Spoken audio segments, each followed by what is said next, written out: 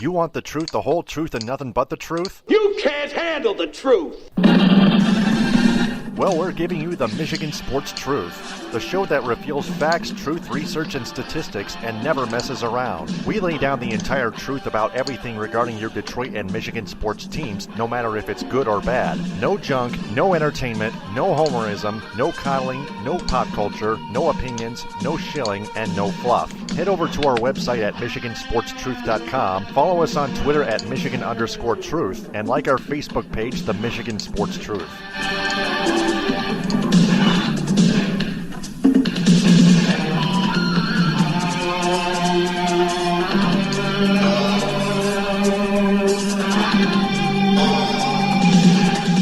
The hosts of the Michigan Sports Truth podcast do not take any suggestions or criticism from any member of its audience on how it should be run. It is up to the host to decide what they want to cover. They also do not intend to be any amount of popular in any way, shape, form, or fashion. Additionally, the views of the audience, right or wrong, do not reflect the actual truth revealed on this program. And welcome to the special report edition of the Michigan Sports Truth podcast. I'm Taylor Phillips along with Louis Tenore. Follow me on Twitter at D2Phillips. Also listen to our podcasts on Spreaker, SoundCloud, iHeartRadio, and Apple Podcasts via iTunes. We have a special report edition to do, and it's on the Detroit Pistons here. Left sideline, three, and he answers. The Pistons have hired Dwayne Casey as their new coach, to him on a 5-year deal. I love it! Yep, that's true. It was worth the wait. The wait is over. And now the Pistons have a new coach, a new head coach that can develop.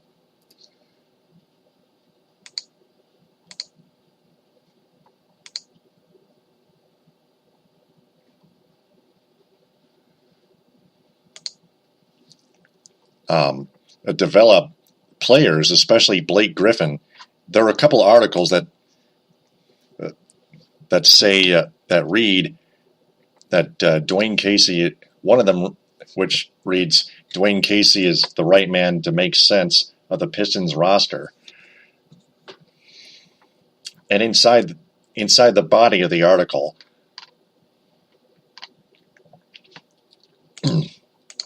it shows that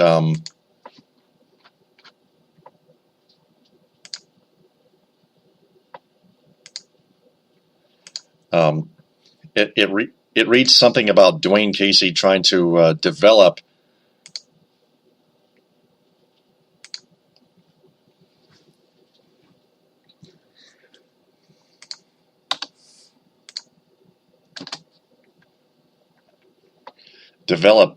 players such as Blake Griffin. Blake Griffin wants to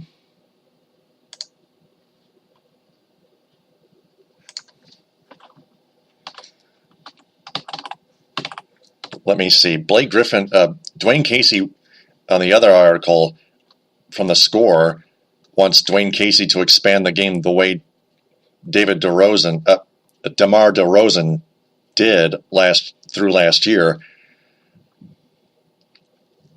He wants Dwayne Casey wants Blake Griffin to start shooting more threes, start adding more three-point shooting, for instance.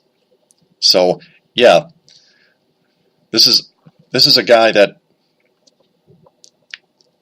wants to push his players to the next level. That's one thing. That's one way you develop players.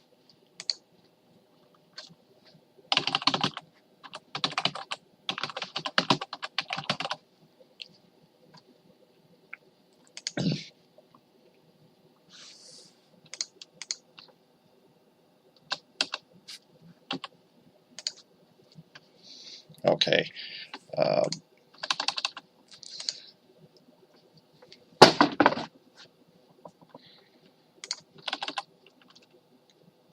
Okay, just a second here.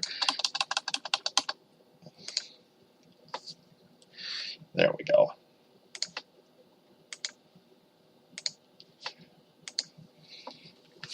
Trying to re-edit my episode here. Got the title of the name spelled wrong. There we go.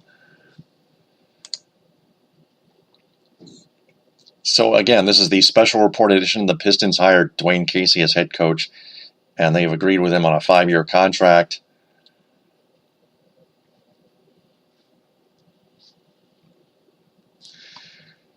Dwayne Casey, from the ring, it was told from the ringer that Dwayne Casey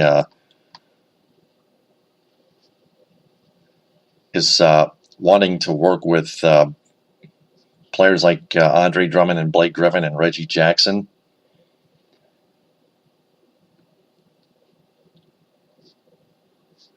And it says here the Pistons play better with Drummond off the court.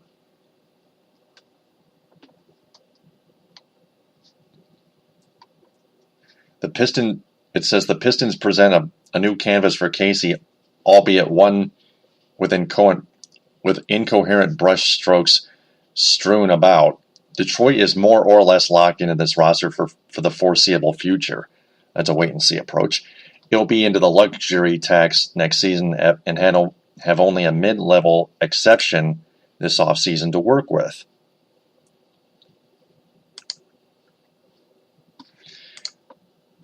Let me share this into this group here. There we go.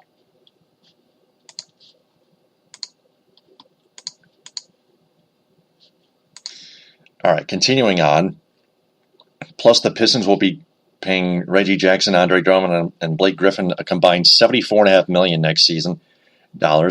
Griffin, who came by a bold but damaging midseason trade that cost the Pistons their 2018 first-rounder, is owed more than $140 million over the next 4 years, and Drummond will be paid more than $80 million the next 3 years. This is why you don't let the coach also be the general manager, by the way. That's what Casey is working with, and the fit makes sense. Disastrous playoff sweeps at the hands of LeBron James aside and the Cavaliers. LeBron's probably leaving Cleveland. He'll be tasked with maximizing the talent already on the roster, the way he did in his 7 seasons in Toronto with the Raptors, and get Detroit back in the playoffs, the Pistons. But unlike the previous era, it seems though Detroit isn't rushing the process. David Aldridge of TNT reported on Twitter that the Pistons sold Casey on having long-term stability with the franchise, no matter what happens in the first few seasons. That's good news for Casey because the situation he's inheriting isn't ideal. So let me retweet that on the Michigan Sports Truth Twitter handle at Michigan_truth. Tom Gore's advisor Ed Stefanski and Vice Chairman Arn Tellem impressed Casey that they back him long-term while the team addresses the roster. It became a formidable group to turn down per source. Griffin is arguably the most talented player Casey has had on the roster as a head coach since Kevin Garnett, and Casey teams with Griffin teams with Drummond to form arguably the most talented front line too.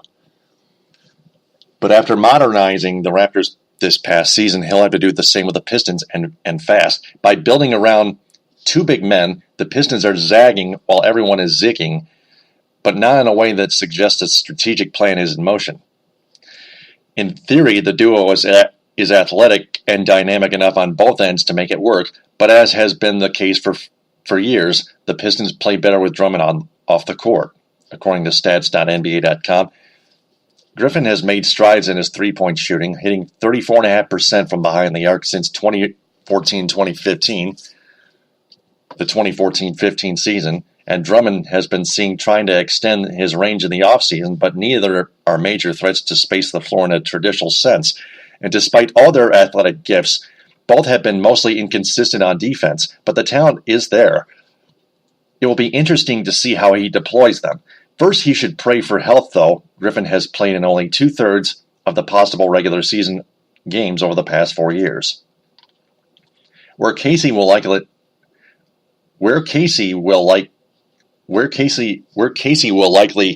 make his money, or rather vindicate the team's long-term investment in him, is in the players who surround Griffin and Drummond. Casey groomed Kyle Lowry into a perennial all-star in Toronto. Detroit presents him with another Rubik's Cube at point guard in Jackson. Jackson, at age 28, is going into his 9th year in the NBA and his 4th full season with the Pistons. 5th at least partial season with the Pistons, or 4th and a half, may I say. In Detroit, he's been hampered by injuries that have cost him almost 70 games over the past 2 seasons, but he's also shown bursts of star potential enough to contribute to the Pistons' 14-6 record over the first few weeks of last season.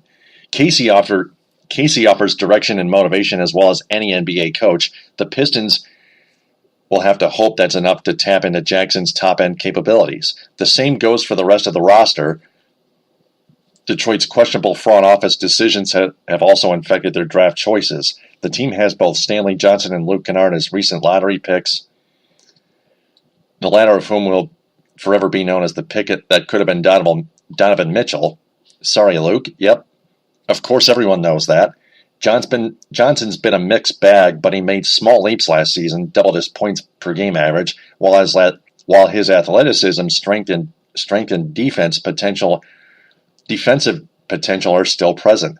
Kennard, who shot 41% from 3 last season, which is not bad, will need more reps, but there's no reason he shouldn't become a deadly shooter off the bench at the very least.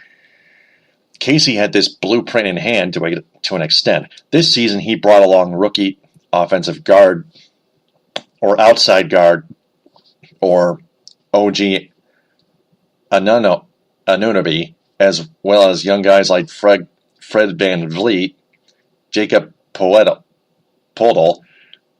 Delon Wright, and Pascal Siakam, turning them into crucial pieces on a top contender. Can Casey do the same with Kennard and Johnson? There's no reason Casey can't turn this roster into a middling playoff team in the East, but it won't be easy, both given the conference's outlook and the franchise's cap situation. Winning a championship is any team's ultimate goal, as it was for Casey in Toronto, but in Detroit, expectations are lower for now. That's when Casey is at his best, taking modest expectations and exceeding them. So there's your information from The Ringer, headlining "Dwayne Casey is the right man to make sense of the Pistons roster." Now for the other article from The Score from John Chick. Casey told Stephen A. Smith of ESPN per Adrian Wojnarowski, quote, "We're going to empower Griffin to expand his game simply by making him add three-pointers, a lot like DeMar DeRozan in Toronto. Expand his game out to the three-point line, have some point forward responsibilities with the basketball out on the floor, bringing it down, because he's more than just a back-down, post-up player," unquote. So this is the information you need to know from The Score's John Chick on Casey wanting Griffin to expand the game the way DeMar DeRozan did through last year. So that's all I wanted to get off my chest for this special report. And now it's now time for the National Sports Report with Louis Tenore. Take it away. All right, away we go. We'll start with the baseball scores. A fairly light day for a Monday, so here we go. Right now in the bottom of the fifth, if you like pitchers duels, I got one for you, as the Red Sox and Orioles are still scoreless. Wright is pitching and Cisco is batting, and no one out. Top of the fourth, the Giants are leading the Marlins 1-0. No one on, no one out. Chen is pitching in. Huntley is at bat. Top four, 3-3 tie between the Rays and the Blue Jays. Runner on second. And when Yarsborough was pitching in, Martin is at bat. Martin with runs on our side. Me and the Yankees. Just getting underway. The Indians and White Sox are just getting started. Just had the first pitch. Toronto is pitching in. Allen is at bat. In about 2 minutes or so, the Cubs will take on the Brewers. Jose Quintelia is pitching in. Junior Herrera is at bat, and they're ready. Almar Jr. is at bat right now. All right. In about 5 to 10 minutes, the Padres will take on the Cardinals. Blouse and Flattery are your probable pitchers.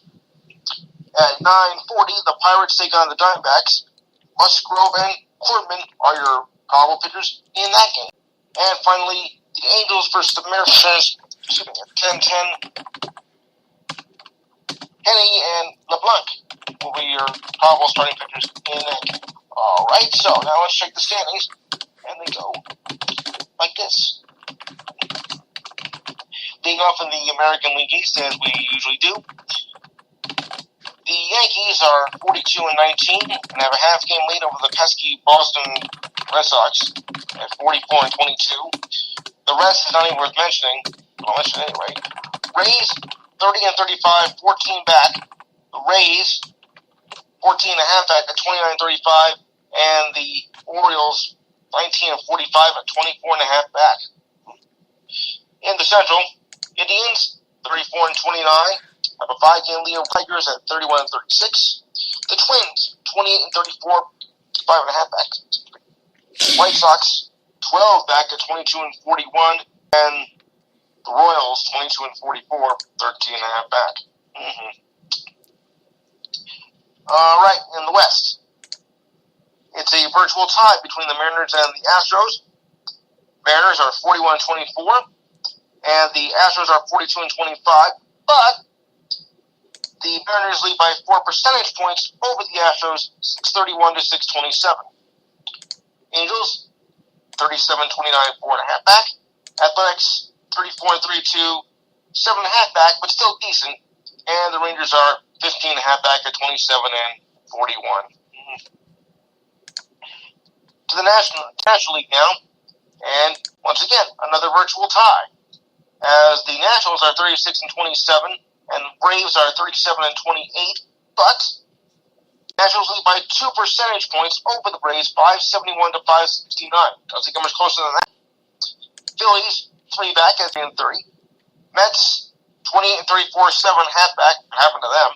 And the Marlins 23-42, 14.5 back. 14 back. Did I say more? Okay, fairly close race in the Central. Brewers are 39-26. Have a half-game lead with the Cubs at 37-25. 3 back are the Cardinals at 35-28. Now, pending outcome of tonight's game, Pirates 32-33, 7 back, and the Reds 23-43 at 16.5 back. And finally, in the West, the Diamondbacks are 35-29, have a 2.5-game lead over the Giants and Dodgers at 33-32. Rockies not that far behind, 3.5 back at 32-33, and the Padres a far cry from out of it at 31-36, 5.5 back. It may seem, like it may sound kind of ridiculous, but 5.5 back, even with that kind of record, is not really that terrible, especially even in this time of year. All right, so now let's check the schedule for June 12th. Oh, wow. All right, leading off, and they're all night games. We'll start with the 7:05 games. The Red Sox take on the Orioles. The Nationals will take on the Yankees. The Rockies will take on the Phillies. 7:10 games, quite a few here. The Twins will take on your Tigers. The Giants will take on the Marlins. The Blue Jays take on the Rays. 7:30, Mets take on the Braves. 8:10 games, Indians take on the White Sox. The Cubs take on the Brewers. 8:15 games, Reds take on the Royals. And the Padres take on the Cardinals. 9:40, Pirates take on the Diamondbacks. Your late games, which begin at 10:05, are as follows. The Astros taking on the Athletics, and your 10:10 games, the Angels taking on the Mariners, and the Rangers taking on the Dodgers. All right. I have some WNBA action for tomorrow. No MLS, though. All right. And there's games on the schedule. The Vegas Aces take on the Indiana Fever at 7.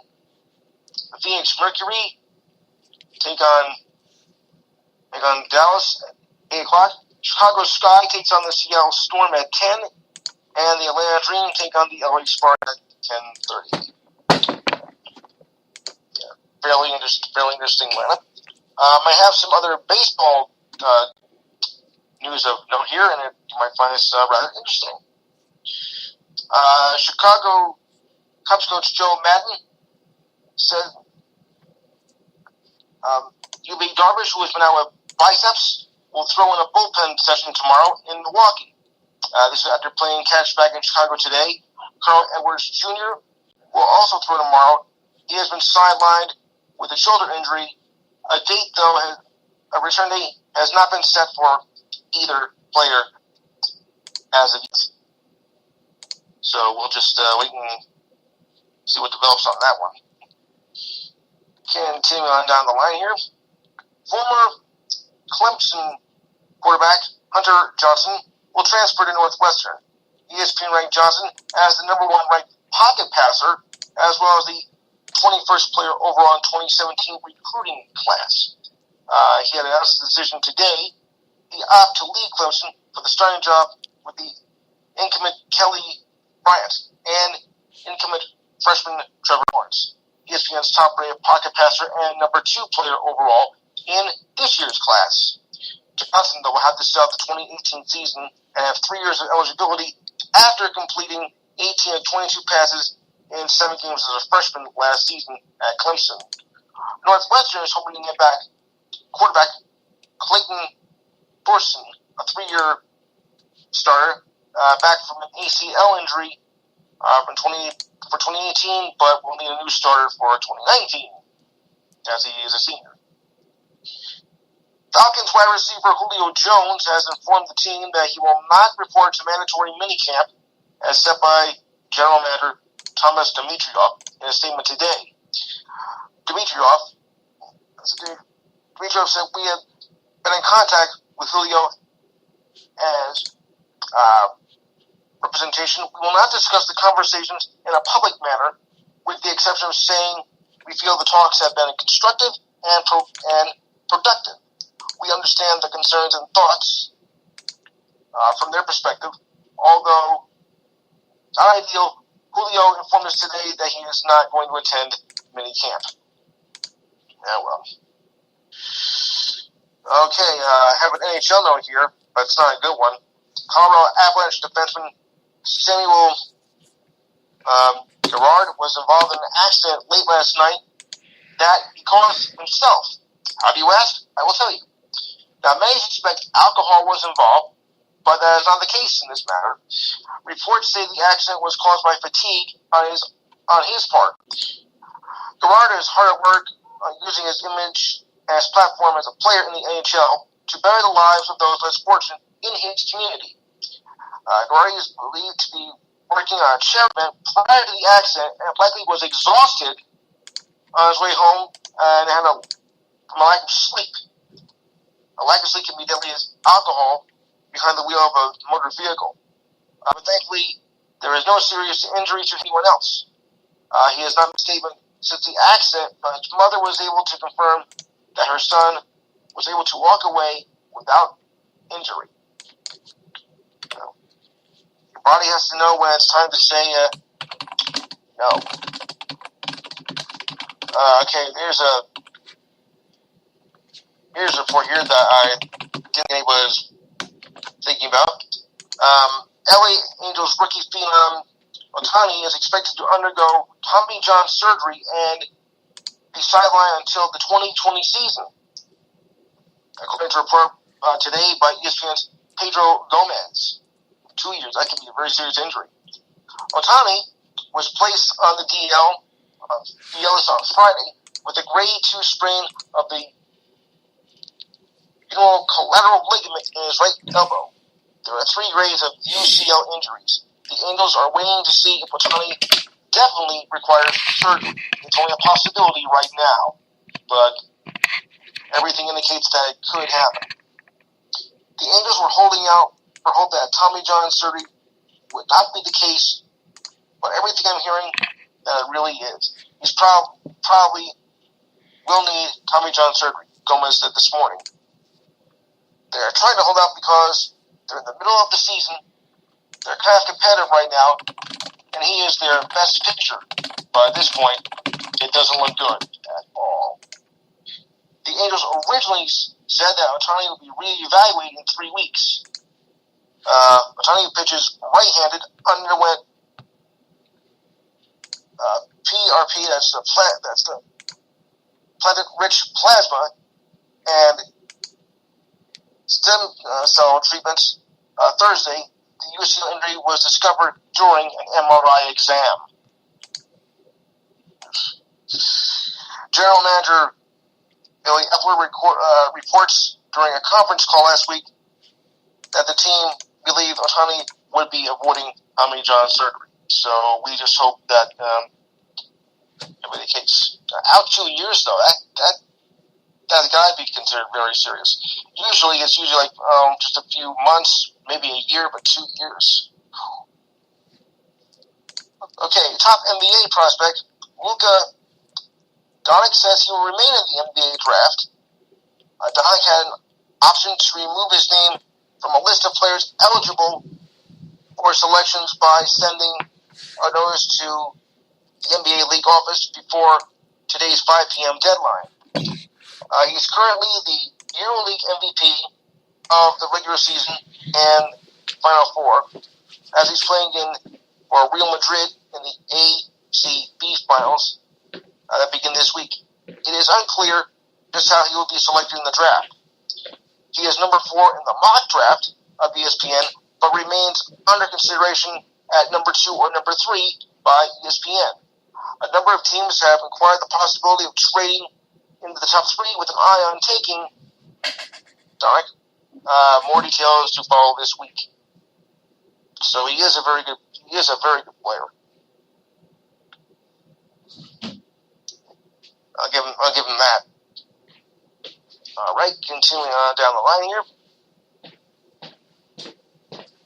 With the Mets season now in a tailspin, they have released first baseman Adrian Gonzalez. The move was made after last night's victory over the Yankees and putting an end to an 8-game losing streak. In his first season with the Mets, Gonzalez hit 6 home runs and 27 RBIs and was currently batting at a 237, but was in a slump for 1 for 19. The Mets acquired Gonzalez in January after being released in the final year of his 7-year deal with $154 million when he signed with the Red Sox in 2011. Since then, he has been traded to the Dodgers, where he has played for the past 5 seasons, then shipped to the Braves in the off-season. The Mets were on the hook for only $545,000 of Gonzalez's salary this season. In addition to the news of Gonzalez, the Mets also announced that catcher Jose Robertson is headed for assignment, or as I call it, shipped back to the minors in corresponding moves. The Mets will call up Dominic Smith and Ty Kelly from AAA Las Vegas. This is quite a turnaround from when they started the season when they were 11-1. What happened? Okay. Houston Astros manager A.J. Hinch thought it was clear that Rangers closer Keelan walked in the go-ahead run at third base in the 9th inning in yesterday's game against the Rangers. The Rangers' counterpart, Jeff Bazzer, said he had never seen a balk ruling after umpires did not make an immediate call after the pitch was thrown. Either way, the Astros completed a 4-game sweep of the Rangers. George Springer scored the tie-breaking run on the balk after homering on the first pitch of the game, and the Astros managed to hold off the Rangers despite blowing a 6-run lead. Keeler had already thrown a pitch to Evan Gantis with 2 outs. When Hitch came out of the dugout, crew chief Sam Holbrook said the umpires stopped Hinch before he could argue to discuss if Keeler had to say he would pitch out of the windup with runners at second and third. Once the umpires made a declaration, they awarded Springer home. Replay showed Keeler was not passing on his delivery, and Basso was ejected by Holbrook for arguing the decision. Yeah, it's always going to happen in one case. All right. And as I mentioned, the Mets had finally beaten their 8-game losing streak last night with a 2-0 shutout of the Yankees. Well, even they got to win once in a while, you know. Of course. And Dustin Johnson did win yesterday at the St. Jude's Classic. He shot a 66 in the final round, was 4 under par, giving him his second tour victory of the year, and retains his number 1 ranking just in time for the U.S. Open, which begins on Thursday. Should be fairly interesting. And as Triple Crown winner Justify is going to be taking a much-needed rest, but he will race again this year at some point. The question is that we don't know when. We don't know if it's going to be made for the Hamiltonian, which is considered the Grand Slam of horse racing. And only American Pharaoh has done that. So we'll just have to see if he's going to do that race. That'd be something if 2 horses can do that. All right. One more note here. Nationals second baseman Daniel Murphy, who has missed the season after recovering from off-season surgery on his right knee, could be closing in on his return to the lineup. He returned to the team yesterday for batting practice and fielding rounders.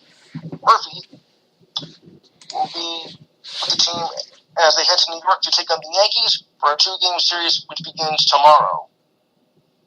Happy news, Steven Strasburg is out with inflammation in his right shoulder, and Brandon Kitchener is out with a right forearm flexor strain. The good, the bad, and the ugly. All right. That takes care of, I'll just go back to the baseball scores. And we read it down like this. As for games in progress, we're down at the bottom of the 6th, and there's still no score between the Red Sox and the Orioles. Wow. Wright is pitching, and Jones is now at bat. Bottom of the 4th, Marlins lead the Giants now 2-1. Baumgartner, Hernandez, and Posey are due up. Bottom of the 4th, the Rays now lead the Blue Jays 5-4. Barnes is pitching, Cron is bat. There's 2 out, nobody on. At the end of 1, the Indians and White Sox are scoreless. Linder, Alonso, and Cabrera are due up. Top 2, there's no score between the Cubs and the Brewers, but there is runners on first and second with 2 out. Gorey is pitching, and Russell is once again at bat.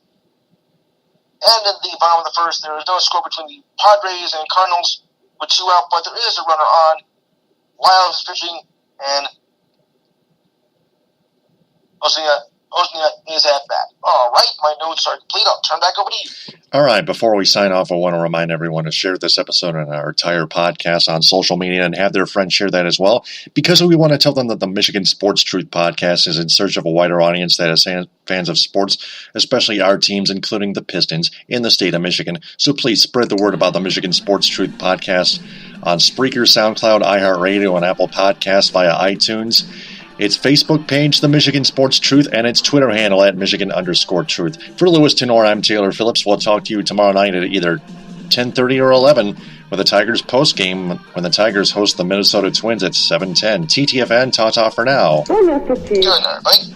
The hosts of the Michigan Sports Truth podcast do not take any suggestions or criticism from any member of its audience on how it should be run. It is up to the host to decide what they want to cover. They also do not intend to be any amount of popular in any way, shape, form, or fashion. Additionally, the views of the audience, right or wrong, do not reflect the actual truth revealed on this program.